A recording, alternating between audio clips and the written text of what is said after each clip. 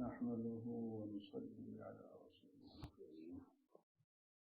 بعد نماز جمعہ تھوڑی دیر اپنے بزرگوں کی ارشاد فرمائی ہوئی دینی اور اصلاحی باتیں سنائی جاتی ہیں. عام طور سے حکیم امت حضرت اقدس مولانا تھانوی نور اللہ مرقدہ کے دینی اور اصلاحی ارشادات و فرمودات سنائے جاتے ہیں. آج کل کتاب انفاس عیسیٰ میں سے سنایا جا رہا ہے جو حضرت کے ملفوظات کا مجموعہ ہے.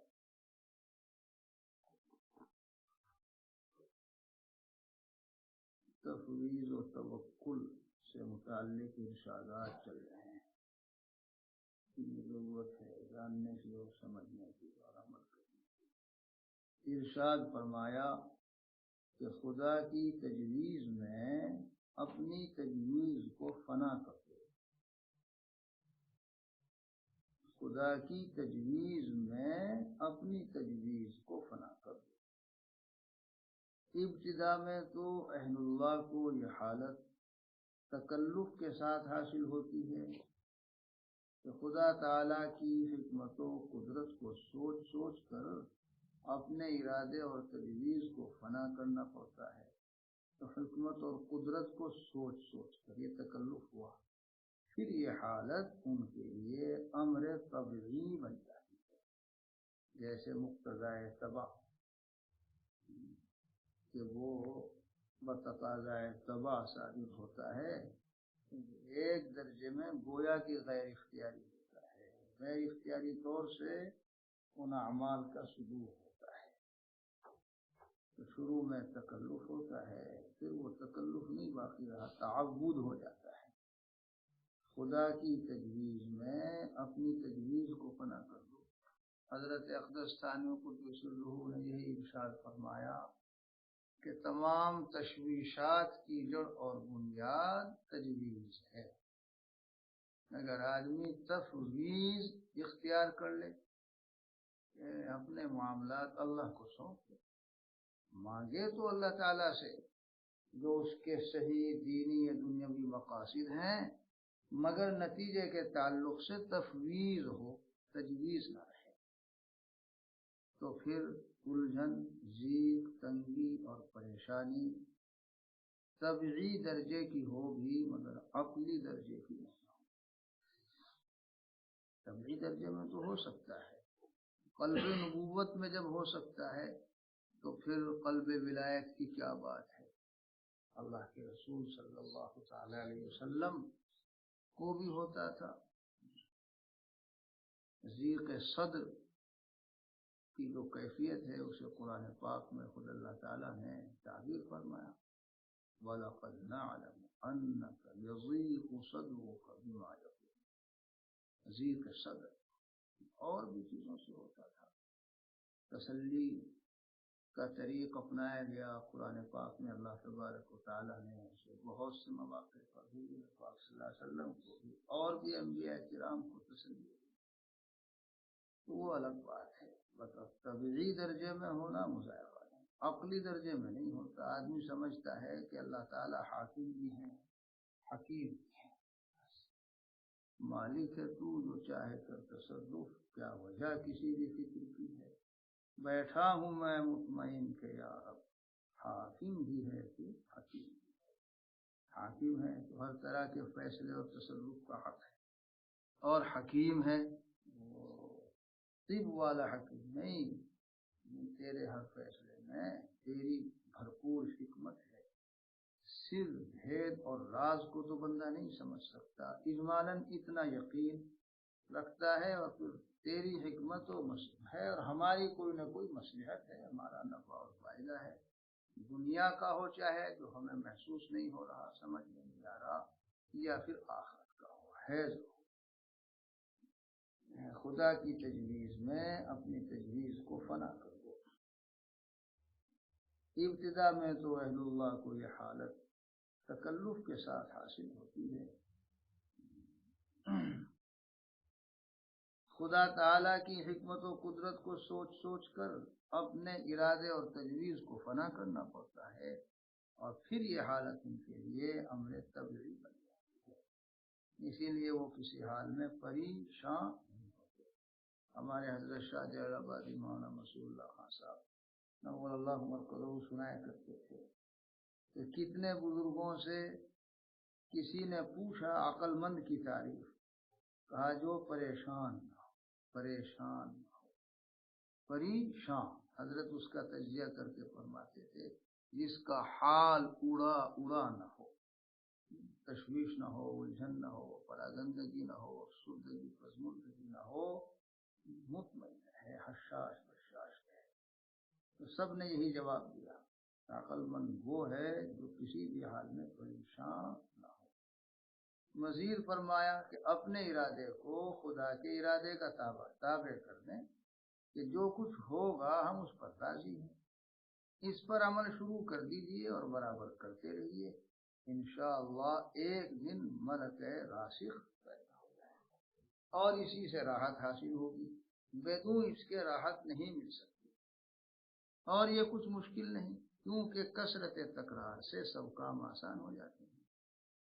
دیکھیے آج کل جو لوگ پختہ حافظ ہیں وہ پہلے ہی دن سے پختہ نہیں ہوئے، بلکہ کثرت تکرار سے پختہ بنے. بار بار پڑھتے رہنا، یاد کرتے رہنا، پڑھتے رہنا، یاد کرتے رہنا، دوام و استمرار ہو تو حفظ راسخ ہو جاتا ہے. یہ فطری اور عقلی چیز ہے، نفسیاتی. یا آج جو خوش نویس ہے وہ کثرت مشق ہی سے خوش نویس ہوا ہے. یہ نہیں کہ پہلی مرتبہ با صحیح لکھ لیا تھا اور الف صحیح لکھ لیا تھا، اور جیم تو بہت وقت لگتا ہے اس کا پیٹ صحیح بنانے میں، جیم ہا عین غین وغیرہ کا، ہاں نقطے اتنے نقطوں کا بنے گا، ناپ تول کے تب بھی بہت دن لگتے ہیں. ہوگا جب ہاتھ چلائے گا. کتنی ہی بڑی عقل ہو اور کیسا ہی ذہین ہو، صرف دیکھ لینے سے نہیں صحیح لکھ سکتا. اسی طرح کثرت تکرار سے مقام تفویض حاصل ہو جائے گا.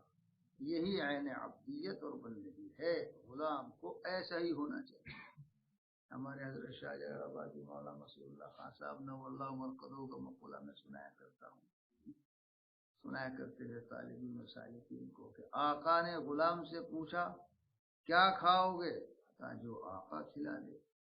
کیا پہنو گے؟ جو آقا پہنا دے. کہاں رہو گے؟ جہاں آقا رکھ دے.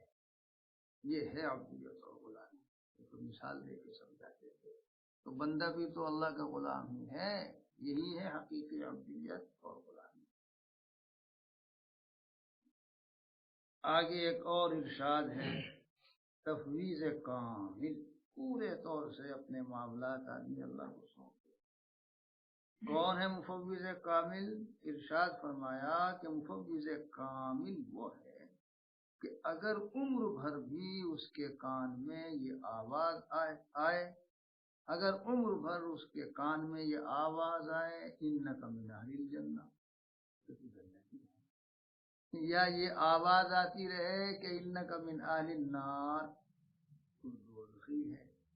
یہ ہو یا وہ ہو، تو کسی وقت بھی عمل میں ذرہ برابر بھی کمی نہ کرے، بدستور کام میں لگا رہے.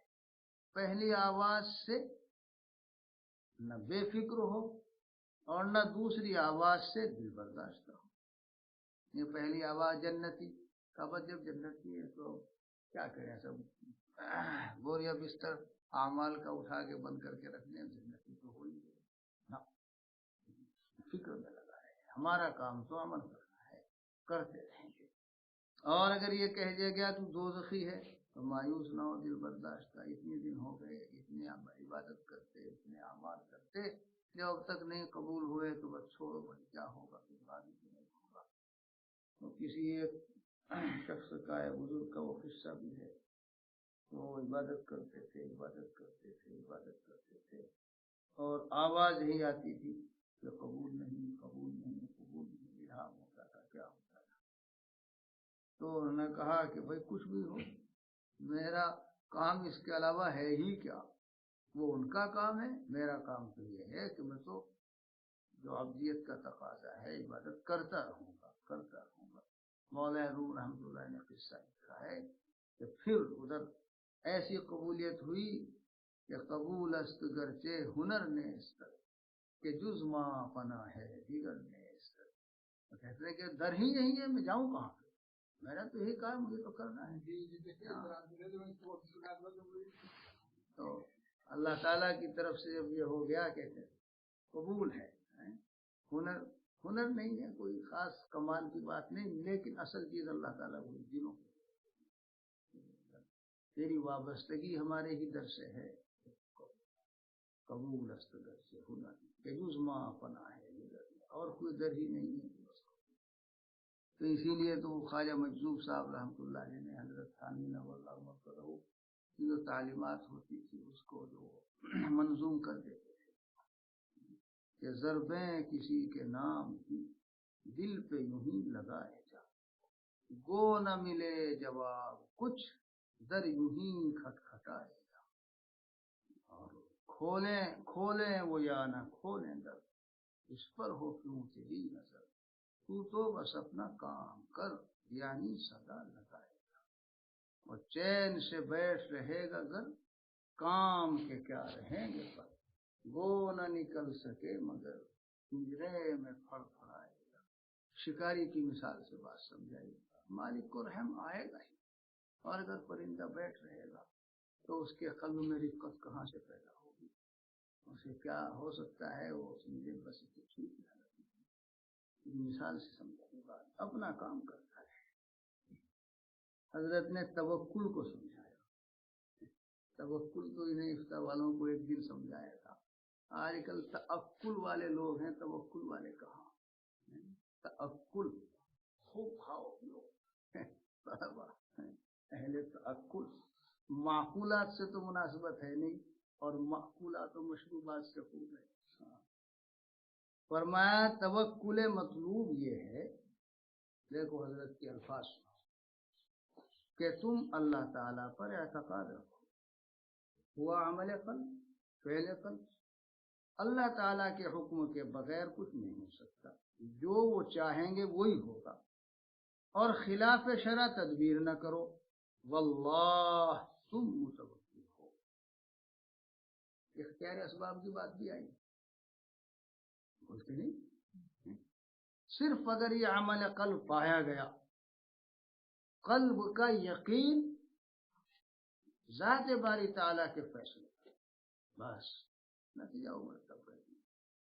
اب اگر قلب میں یہ پختگی اور یہ قوت اور یہ اعتقاد و یقین کی کیفیت اسباب اختیار کر کے ہو کہ وہ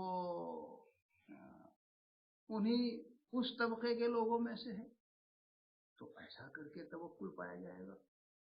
اور اگر اس درجے کے لوگوں میں سے ہو کہ نہیں، اس کے بغیر بھی اس کے قلب میں وہ بات پیدا ہو سکتی ہے، اس کا قلب ذات باری تعالیٰ کے ساتھ تعلق کے اعتبار سے وہ قوت رکھتا ہے جیسے قلب صدیق اکبر رضی اللہ تعالیٰ، کہ جب اللہ کے رسول صلی اللہ علیہ وسلم نے پوچھا اور گھر والوں کے لیے کیا چھوڑ گیا، کہا اللہ اور اللہ کے رسول کے بھروسے پر کچھ نہیں، تو بھی توکل ہو سکتا ہے. اس دن عمر فاروق رضی اللہ تعالیٰ نے نہیں فرمایا تھا کہ بس اب تو میں سمجھ گیا کہ میں کبھی ابو بکر پر نہیں پا سکتا. لوگ یوں سمجھتے ہیں اور سمجھایا جاتا ہے کہ اسباب اختیار کرو اور پھر اللہ پر بھروسہ کرو تو ہوگا توکل.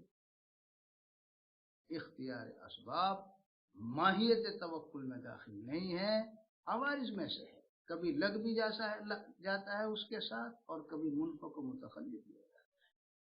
حضرت اقدس نانوتوی قدس الروح کبھی نے سنایا تھا، ترک اسباب کر کے توکل کچھ نہیں ہے، اور خطوط لکھ دیا احباب کو آ جاؤ حج میں چل رہے ہیں.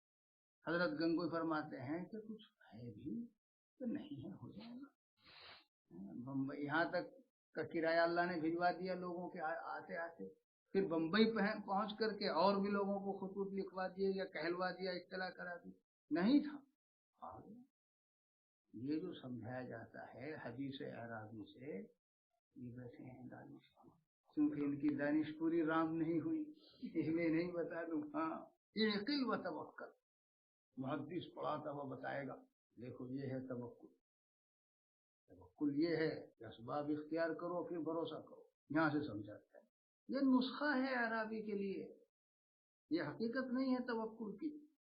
اعرابی کے لیے نسخہ پارا بیچارہ بدو ہے، کون سا قوت قلب کا مالک و حامل ہوگا؟ تو اس کے قلب میں توکل کی حقیقت جبھی پائی جا سکتی تھی اور پائی جا سکتی ہے ایک عام آدمی کے قلب میں، جب وہ اسباب ہی اختیار کرے کہ تالا کھلا چھوڑ دیا اور 10-20 لاکھ روپے ہیں وہاں پر، تو نماز نہیں پڑھ سکے گا۔ 10-20 تو میں نے زیادہ کہہ دیا، 50,000 روپے ہی اگر ہیں نہیں پڑھ سکے گا، وہیں رہے گا۔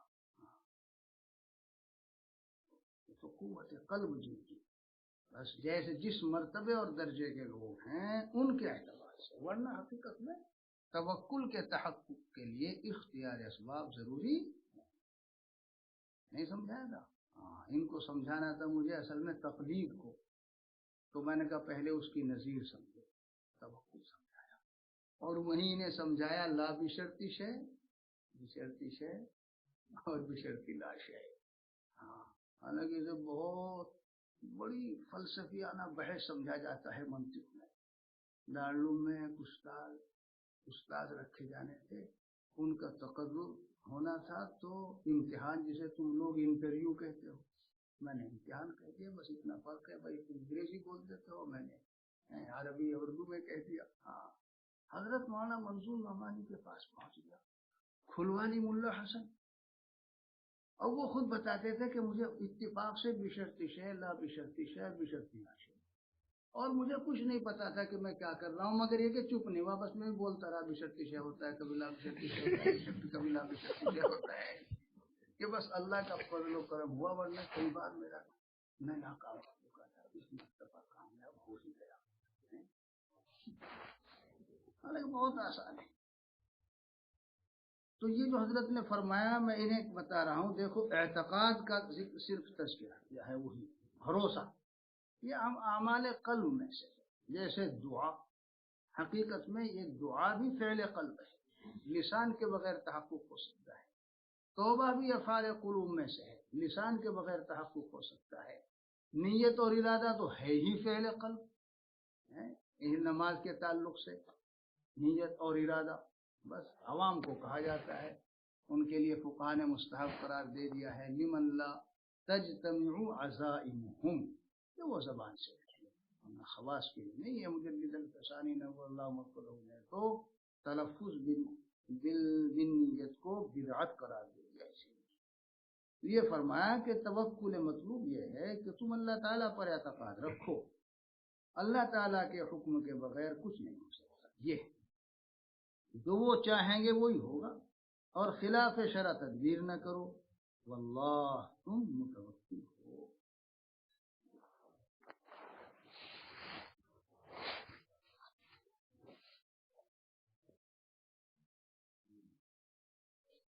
ارشاد فرمایا کہ تم اپنی طرف سے نہ بلا تجویز کرو نہ راحت، نہیں ہے کہ اللہ تعالیٰ سے مصیبتیں مانگو اور بلائیں مانگو، الجھنیں اور پریشانیاں مانگو، نہ آ جاوے تو راضی برضا رہو، اور اللہ تعالیٰ سے اپنے ذوف طبع کا حوالہ دے کر ان کے ازالے کی دعا۔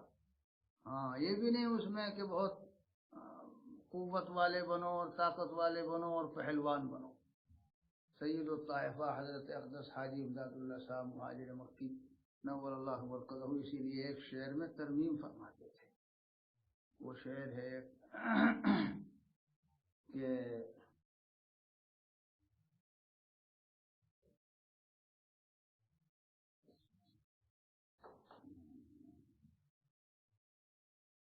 کیا ہے، سر تسلیم خم ہے جو مثالے اگر چاہیں، اگر بخشیں زہے قسمت، نہ بخشے تو شکایت کیا، سر تسلیم خم ہے جو مزاج یار میں آئے۔ تو حضرت حاجی امداد اللہ صاحب فرماتے ہیں بھائی اس میں تو اپنی قوت کا اظہار ہے، میں تو اسے تھوڑا سا عبدیت کے خلاف سمجھتا ہوں۔ ہم ایسے ہمت قوت اللہ تعالیٰ کے سامنے اپنی قوت ظاہر کریں، پہلوانی، میں نے ترمیم کی ہے، اگر بخشیں زہے قسمت، نہ بخشیں تو کروں زاری، بندے کی یہ خاری کیوں مزاج یار میں آئے۔ حضرت حاجی امداد اللہ صاحب حضرت مولانا تھانوی قدسی نے نقل فرمایا، اور یہ بھی نقل فرمایا کہ ایک مرتبہ حضرت مجلس میں بیان فرما رہے تھے، بھائی صحت اور تندرستی بھی اللہ کی نعمت ہے اور بیماری بھی اللہ کی نعمت ہے۔ تو اسی دوران کوئی شخص آئے پریشان حال بیمار تھے اور حضرت سے دعا کی درخواست کی۔ اب ہم سوچ رہے تھے کہ دیکھیں اب حضرت کیا دعا کریں گے، اس لیے کہ اگر بیماری کے ازالے کی دعا کریں گے تو ابھی تو سمجھا رہے تھے کہ بیماری نعمت ہے، تو ازالے نعمت کی دعا کیسے کریں گے؟ اب یہ حضرات تو اہل قلب تھے، اہل دل، اہل قلب بھی جانو کسے کہیں، کیونکہ قلب تو سبھی کے پاس ہے، دیکھ رہے ہو دیکھو، ہاں اہل لسان نہیں تھے علماء دیوبند، ان کا امتیاز لسان نہیں، ان کا امتیاز قلب اور دل، ان کا امتیاز قلم بھی نہیں، ان کا امتیاز قلب اور دل۔ یہ نہیں کہہ رہا میں کہ کوئی تعارض ہے، لیکن امتیاز ما بھی امتیاز یہ ہے ان کا، اس لیے انہوں نے ان پر توجہ، تو خود ہی اللہ تعالیٰ نے ان سے کام لیا، اور اس میں بھی وہ نہیں سوچتے تھے، دیکھتے تھے کہ ہم ایسا لکھیں اور ویسا لکھیں، الفاظ کے پیشوں میں الجھتے نہیں جانا، غواص کو مطلب ہے صدف سے غواص، مقصد کی بات کہتے تھے، مؤثر ہوتی تھی، تو اہل قلب اہل دل تھے بہرحال۔ اور حضرت حاجی صاحب کا تو عجیب حال تھا، ادھر ان حضرات کے دل میں یہ خطور ہوا ہوگا، اب ادھر کشف والے کو نہیں پتا ہوتا کہ مجھے کشف ہو رہا ہے، اللہ تعالیٰ زبان سے کہلوا دیتا ہے بات۔ اب حضرت حاجی صاحب دعا کرتے ہیں، اے اللہ تبارک و تعالیٰ، اے مولا، بیماری بھی تیری نعمت ہے اور صحت بھی بہت تیری نعمت ہے، بیماری بہت بڑی نعمت ہے جس کا تحمل ہر شخص نہیں کر سکتا، صحت اور تندرستی بھی تیری نعمت ہے، اے اللہ تیرا بندہ کمزور بندہ ہے، بڑی نعمت کا تحمل نہیں کر سکتا، تو اسے چھوٹی نعمت سے بدل دے۔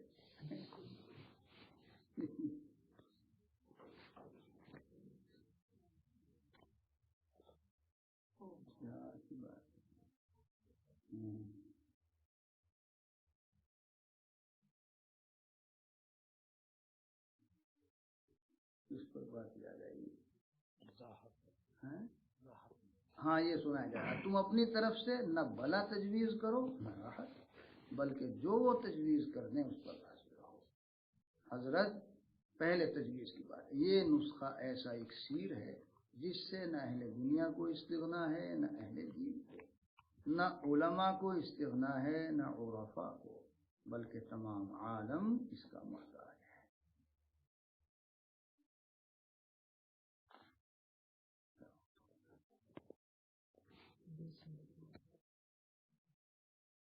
اللہ تبارک و تعالیٰ فہم صحیح نصیب فرمائے دین کا، اور ان حضرات کے ارشادات کو ہم سب کی اصلاح کا ذریعہ بنائے، اصلاح فکر بھی اور اصلاح عمل بھی۔